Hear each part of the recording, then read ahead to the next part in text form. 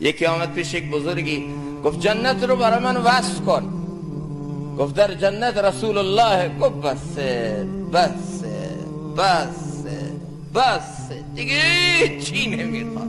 رسول الله تو جنت هست؟ گفت بله. هیچ چی دیگه نمیخواد، دیگه توصیف نکن، بسه. یه صحابه آمد پیش رسول الله گفت یا رسول الله. گفت بله.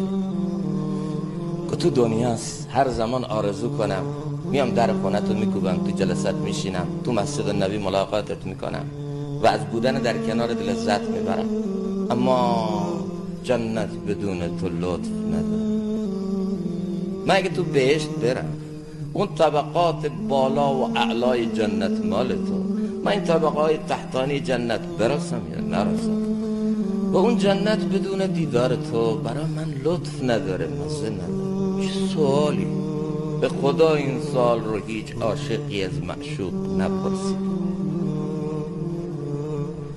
که عاشقان و دلدادگان مکتب حضرت رسول از او پرسیدن تو کجا رو داره فکر میکنه؟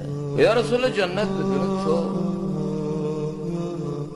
این آمد گفت یا رسول الله تو جنت شما درجات اعلای جنت ما برسیم طبقات پایین جنت، اون جنت بدون دیدارت شما چه لطفی داره؟ حضرت رسول تبسمی فرمودن المرء مع من احب.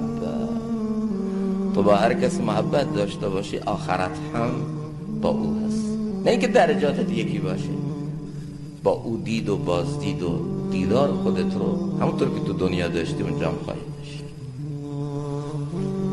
حضرت انس رضی الله تعالی میگه از روزی که ما شنیدیم المرء مع من احب، دلهای ما مشتاق آخرت و جنت شده که رسول الله رو تو جنت ببینیم. این بشارت دلهای ما رو انقدر قرص